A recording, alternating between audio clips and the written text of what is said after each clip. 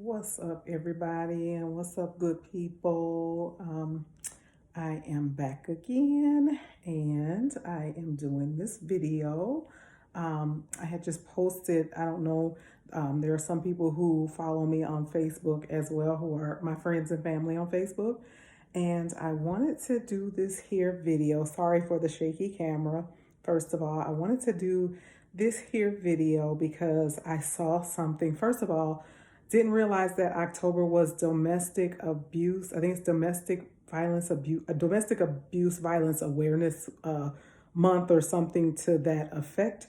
And I just wanted to do this video because I had saw something on that was going around on social media and also in these YouTube streets about this couple that was involved in some domestic abuse situations, I would say. And so I just wanted to basically just touch on that. I'm not going to touch on the couple or whatever, but I'm going to talk about some things that I saw that I thought was should maybe be talked about or addressed that I thought was interesting. So I just wanted to say, the first thing I want to say is that abuse is not just physical. It's emotional and mental, and it can be spiritual as well. And if you guys see me looking down, I'm looking down because I have the sticky notes on my legs. Sorry, real authentic here. So I just wanted to say that because a lot of times people think that abuse, when someone says, "Oh, I'm being abused," that is someone punching them upside the head or being, slapping them around and stuff like that. And sometimes as someone who has gone through those type of toxic relationships, it can be more than just the physical aspect. And emotional and mental abuse can sometimes be worse than the physical abuse because it takes years, and it takes years sometimes to heal from being broken down in that way with your self-esteem and your self-love and all of those things. So I just want to say that number two is emotional and mental abuse often precede physical abuse. So, and they sometimes even go all together. So when there is a pattern of emotional and mental abuse in a relationship, oftentimes it's either coming with the physical or the physical is on the way. So anytime anybody that is in those type of relationships, just be on the lookout and be aware of that. The other thing that I wanted to touch on is that abuse is not gender specific. So a lot of times when we think about abuse, especially when it comes to relationships, we sometimes only think about women getting abused, but men get abused as well. Men can be abused in relationships. And that is something that, doesn't get a lot of light shun on it, I should say, but it is happening. And abuse often stems, I want to say this, and not to deflect from men getting abused, because men getting abused is just as important as women getting abused. And one of the things that I saw when all of this drama was unfolding in front of the internet is the man was saying, well, men get abused too, and they don't, they oftentimes, what would you tell your sons, ladies? And I have 3 sons. So the thing that I would tell my son is the same thing that I would tell my daughters if they were going through an abusive relationship, is to leave and never return. Know your self-worth and add tax. That is what I would tell and what I do tell my sons and have told my sons as someone who has gone through abusive and toxic relationships.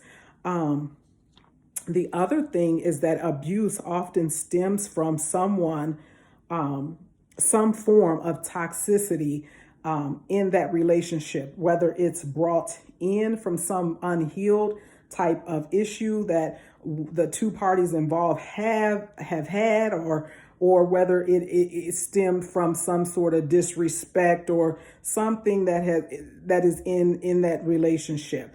And number 4 about domestic abuse is the sooner you leave a toxic and abusive relationship, the better your road to healing will be.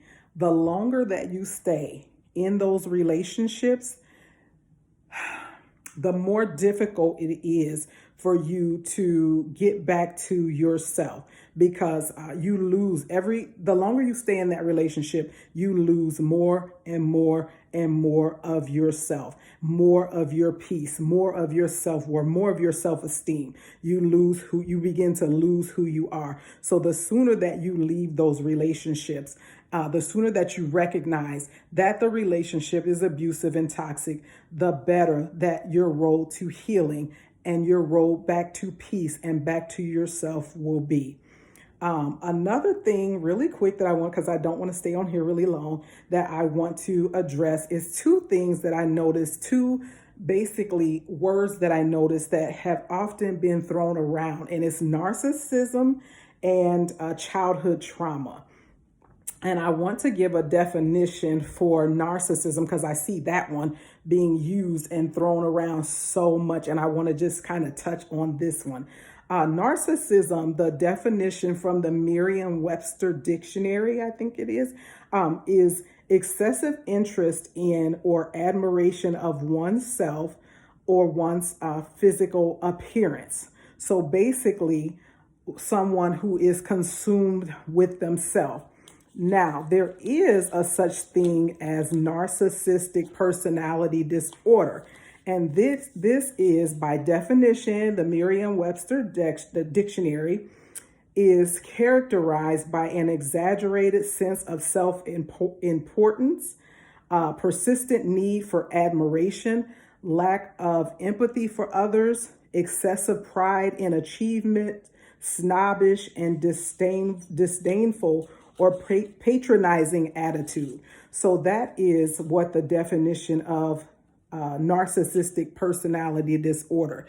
And so one of the things that I want to say is that given those definitions, and we oftentimes will use those definitions, and because we've gotten involved with controlling or manipulative people. Now, controlling and manipulative are traits of narcissism or whatever, but it's not necessary. It doesn't necessarily make a person a narcissist. So we got to be careful in just throwing around those words, because a lot of times what it is that people just have bad behaviors. People just have toxic and bad behaviors, and they may not be true narcissists. But where I think the narcissist personality disorder is where they lack empathy. So when somebody is lacking empathy, where they just have no feeling, they show no remorse, they have no feelings for anyone, they don't care, they have no compassion and all that. I think that's a part of narcissism and narcissistic personality disorder. So we must be careful in using that word, especially if we are not trained or have the credentials to diagnose someone with that. If someone is just behaving badly or just has bad behaviors or is controlling or manipulative, which is oftentimes learned behaviors from growing up, or maybe something that they experienced in their life. So we just have to be careful in throwing those type of words around. Another thing that I wanted to address really quick is childhood trauma. I would want to say about that is just about everyone has knowingly or unknowingly experienced some form of childhood trauma growing up. Childhood traumas can affect your life decisions and relationships well into your adult life. Childhood traumas are definitely, I don't want to make light of it, but because I know they're a real thing, and people have been really damaged from some of the things that have been done to them in their childhood. I too had some childhood traumas, but one of the things I want to point out, because I see a lot of people throwing this around as a way to, I want to say, use as an excuse to behave in a certain way.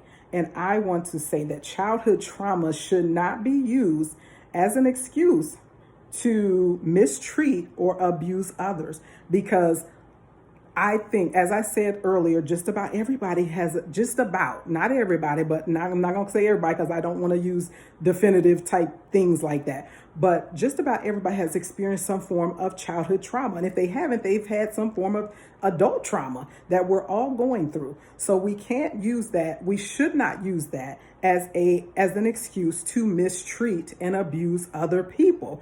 And as I was sharing with my son, if you go back, if you think about how those things made you feel when they were done to you, just really sit down and think about it. How did that make me feel when that was done to me? Why would I want to make someone else feel that way? And why would I want to cause trauma or hurt or harm on the same that I experienced on anyone else? So that is what I will say about that. And also, if someone is able to identify that they have a childhood trauma, they should be able and willing to seek out the help they need to heal from that childhood trauma. That is what I want to say about that. So that is all I wanted to share with you guys today in this video. And I also wanted to share the National Domestic Violence Hotline number, which is 1-800-799-7233. If anybody needs that number, if anybody is experiencing domestic violence or knows anybody that has gone through that, or there is a number now that I guess you can call 988, and it's a suicide and crisis hotline.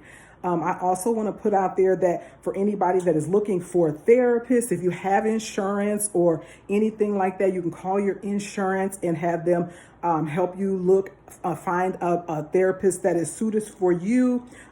Your job, if you're working, they have, I think it's an EAP program.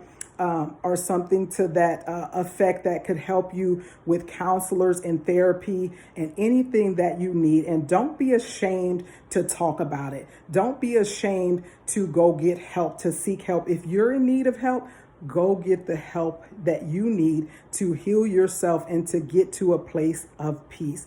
That is all I wanted to say. You guys continue to take care. Love you. Bye.